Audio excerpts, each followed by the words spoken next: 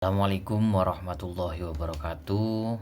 Teman-teman semua, jumpa lagi dengan kami di ngaji kitab Nasoihul Ibad ya. Kita membaca kitab Nasoihul Ibad, kumpulan nasihat pilihan bagi para hamba, karya Syekh Nawawi Al-Bantani. Sebelum kita membaca isinya, maka kita silakan kita bertawasul membaca Fatihah kepada yang ditujukan kepada Syekh Nawawi Al-Bantani. Mudah-mudahan apa yang ditulis beliau ini, apa yang nanti akan kita pelajari bisa bermanfaat buat kita semua. Al-Fatihah. A'udzubillahi minasyaitonirrajim. Bismillahirrahmanirrahim. Alhamdulillahirabbil alamin arrahmanirrahim maliki yaumiddin. Iyyaka na'budu wa iyyaka nasta'in ihdinas siratal mustaqim siratal ladzina an'amta 'alaihim ghairil maghdubi 'alaihim waladdallin. Amin. Teman-teman, ini bab ketiga atau nomor ketiga ya teman-teman. Di bab 1 itu tentang dua perumpamaan mati dan laut. Jadi ini ya, diriwayatkan dari Abu Bakar As-Siddiq radhiyallahu an, beliau berkata, man dakhalal qabro bila zadin faka'an nama raqibal bahro bila safinatin. Tak dekatkan ya.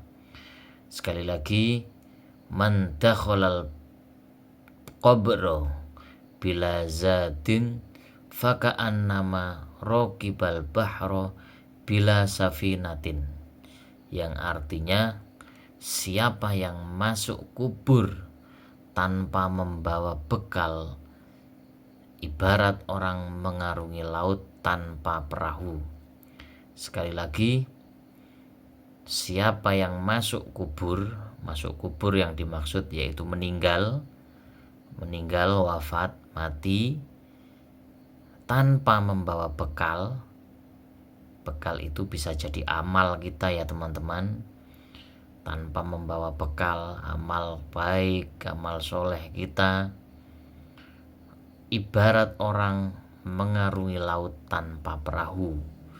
Mungkin bisa dibayangkan kepada teman-teman semua bahwa bagaimana nasib kita ketika mengarungi laut yang luas itu tanpa perahu, tanpa sampan, tanpa kapal dan sebagainya. Maka dari itu dia akan tenggelam dan tidak selamat. Gitu ya. Jadi siapa yang mengarungi laut tanpa bekal, siapa yang masuk kubur tanpa bekal, entah itu bekal amal kita, bekal sedekah kita yang pernah kita sedekahkan dan sebagainya, maka kita tidak akan tertolong. Untuk itu, mari kita berbuat kebaikan di dunia, selama di dunia, dengan harapan amal-amal kebaikan yang kita tanam itu bisa menolong, bisa membantu kita nanti di alam kubur.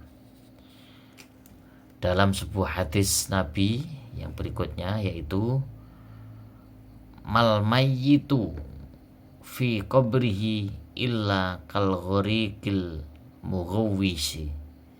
Sekali lagi, mal mayyitu fi qabrihi illa kal ghariqi al mughawwisi, yang artinya ya, seorang mayat di dalam kuburnya tidak lain seperti orang tenggelam yang minta pertolongan. Sekali lagi, seorang mayat di dalam kuburnya itu tidak lain seperti orang tenggelam yang minta pertolongan. Jadi di alam kubur nanti kita itu ibarat orang yang tenggelam minta pertolongan. Mau tidak mau tidak ada yang menolong, apalagi ketika kita mengarunginya atau berenangnya itu, tenggelamnya itu sendirian. Tidak ada yang bisa menolong. Anak cucu kita juga tidak dengar, bahkan tidak akan menolong.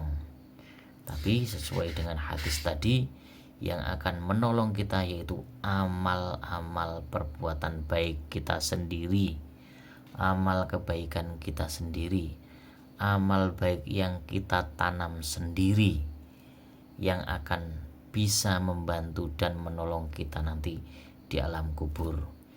Untuk itu teman-teman semua yang kebetulan mungkin melihat video ini, kita semua mudah-mudahan dijadikan orang-orang yang ahli ilmu, orang-orang yang ahli ibadah, dan juga orang-orang yang ahli amal kebaikan.